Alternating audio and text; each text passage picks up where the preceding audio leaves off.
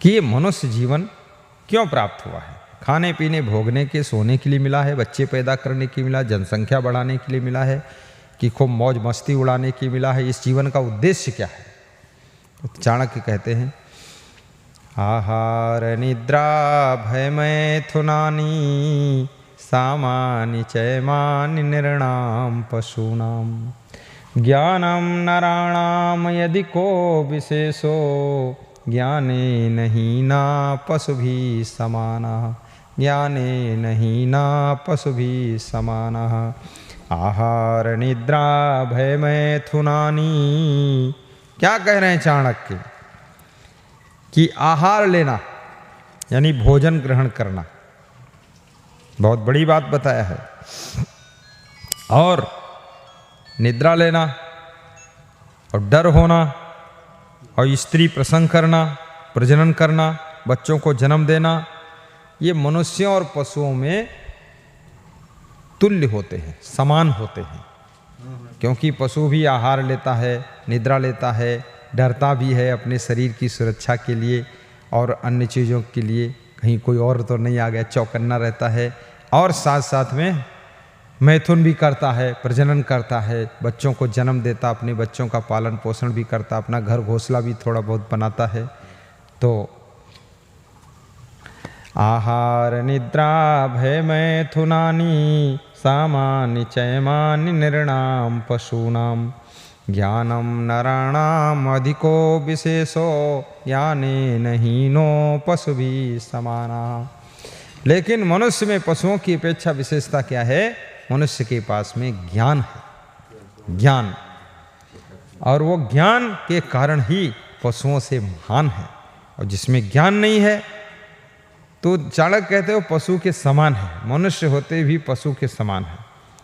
लेकिन अज्ञानी मनुष्य को पशु भी अपने समान नहीं बिठाना चाहते हैं, क्योंकि जो ज्ञानहीन मनुष्य होता है पशुओं के समान भी नहीं होता, उससे भी और खतरनाक होता है, उससे और नीचे गिर जाता है। पशुओं की तो हर चीज़ में एक सीमा है, लिमिट है, कंट्रोल है, नियम है, उनके मौसम के नियम होते हैं और सब खाने पीने के नियम होते हैं। जैसे गाय है, वो जब खाएगी घास भूसा खाएगी लेकिन मांस नहीं खाएगी। शेर जब खाएगा मांस खाएगा, घास भूसा नहीं खाएगा। लेकिन मनुष्य का कोई नियम रखा है इसने?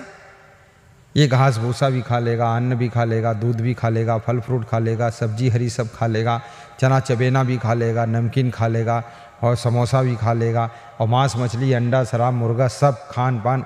इसका जितना ऊट पटांग है ये पशुओं से भी गिरा गुजरा प्राणी है। लेकिन अगर इसको ज्ञान हो जाए तो ये देवी देवताओं से भी महान है, और ज्ञान हो जाए तो भगवान से भी महान है, भगवान से भी इसका ऊंचा स्थान है। इसलिए भगवान ने कहा है सातवीं भक्ति में सबरी को समझाया है, सतुई सब मोह में जग देखे मोते अधिक संत करि लेखे। सातवीं भक्ति मेरे समान संसार के नर नारियों को देखना समझना, और अगर संत मिल जाए उनको मुझसे भी बड़ा समझना। संत, संत यानी दुनिया का सबसे श्रेष्ठ व्यक्ति। अब संत के नाम पर कितने नकली संत घूम रहे हैं, कितने संत भेष में तो खाने पीने के लिए घूम रहे हैं, कितने संत भेष में तो बेबिचारी घूम रहे हैं। साधु ही नहीं, सांड है पूरा, बेवकूफ़ आदमी, खाम खा खोपड़ी घूमे, पगड़ बांधे, तिलक लगाए, माला लटकाए घूम रहा। साधु का स्थान भगवान ने अपने से भी बड़ा स्थान बताया है, साधु की मान्यता। इसलिए साधु को चरित्रवान, वैराग्यवान और ब्रह्मचारी होना चाहिए। अपने गुरु में खूब श्रद्धा रखनी चाहिए, छल कपट बुराई नहीं करना चाहिए, चोरी चपारी नहीं करना चाहिए। जो संसारियों में अवगुण वो तुम्हारे में अवगुण होंगे तो काहे के संत हो तुम? संत तो तभी हो जब आप अवगुण मुक्त हो, निर्मल हो। तो संत, और ऐसे ही संत की पूजा करना चाहिए, ऐसे संत का सम्मान करना चाहिए जो कपड़ा लपेट के आ जाए, साधु जैसे सफ़ेद कपड़ा, लाल कपड़ा, माला लटकाए और दो चार श्लोक बोलने से कुछ नहीं होता है, ना भजन गाने से होता है कुछ मिलता है। सच्चा सुख केवल गुरुदेव तुम्हारे चरणों में, और वहाँ औरत के चरणों में पड़े हुए हैं, बेविचार कर रहे हैं। और तन धन अर्पण है मेरा गुरुदेव आपके चरणों में, और गुरुदेव दक्षिणा भी चुरा रहे हैं। गुरुदेव के दान आता उसमें भी चोरी कर लेते हैं। कहाँ तन धन अर्पण हुआ? और मन घर में लगा हुआ है, भोगों में लगा हुआ है। ये कोई मेरा साधुता है? कौन बड़ा शिष्य है ये? कुछ नहीं फालतू, इसको रिजेक्ट करिए, सिलेक्ट मत करिए, इसको घर में मत रुकने दीजिए। ऐसे नकली साधुओं से सावधान, नकली माल से सावधान, नकली घी से सावधान, नकली नेताओं से सावधान, नक्काल बक्काल से सावधान। असली ढूंढो, अच्छा संत होना चाहिए, स्टैंडर्ड संत होना चाहिए, ज्ञानी भी हो, ध्यानी भी हो, वैराग्यवान भी हो, बुद्धिमान भी हो, समझदार हो, चरित्रवान हो, ब्रह्मचारी शुद्ध हो, माताओं बहनों की तरफ दृष्टि उसकी पवित्र होनी चाहिए, सबका कल्याण करे, माताओं बहनों से दूरी बना कर रहे, वो संत होता है। तो ऐसे जब परम संत कोई बनता है, महान संत बनता है, पूरा दुनिया के संसारियों के अवगुणों का त्याग करता है, और ऐसा महान संत भगवान राम कहते हैं वो मुझसे भी बड़ा है, मेरे से भी उसका बहुत बड़ा स्थान है। ऐसे संत की पूजा भगवान भी करते हैं। सतुई सब मोह मैं जग देखे, मोते अधिक संत करि लेखै। संत को ऊंचा स्थान दिया गया है, इसलिए संत महात्माओं को, यदि आप में साधुता त्याग वैराग्य नहीं है, आप गृहस्थी कीजिए, संसार में रहिए, काम कीजिए खेत पात में, ये काम चोरी करके हरामखोरी करके खाते पीते मत घूमिए, भोले भाले भक्तों को मत ठगिए, उनको बेवकूफ़ मत बनाइए। और जो संत अपने गुरु के साथ नहीं रहता है, मनमानी इधर उधर घूमना चाहता है, वो तो भ्रष्ट है, पक्का समझ लो तुम भ्रष्ट है। क्योंकि गुरु के लिए ही तूने घर छोड़ा था और गुरु के चरणों में ही तुझको वैराग्य हुआ है। अब गुरु को छोड़ करके तू इधर उधर घूमता है, आखिर तेरा मन भ्रष्ट है नहीं तो क्यों घूमता है? गुरु के अनुशासन में रहो, नियम में रहो, सुधार करो, क्यों गड़बड़ मचाते हो? तो ऐसे घुमक्कड़ लफक्कड़ साधुओं को कभी मानना भी नहीं चाहिए, उनसे प्रेम भी नहीं करना चाहिए, उनको बुलाना भी नहीं चाहिए, उनको आने नहीं देना चाहिए। और महान गुरु, प्रामाणिक गुरु, वैराग्यवान गुरु के साथ में वही संत आते हैं जो सही सलामत होते हैं। उसमें भी जो सही ना हो उसको भी निकालना पड़ेगा, हटाना पड़ेगा, कंट्रोल करना पड़ेगा, तब वो संत की महान डिग्री होती है। आहार निद्रा भय मैथुनानि, सामानि चयमानि निर्णाम पशूनाम, ज्ञानम नराणाम अधिको विशेषो, ज्ञाने नहीं ना पशु भी समाना। ज्ञान से हीन कौन है? ज्ञान क्या चीज है?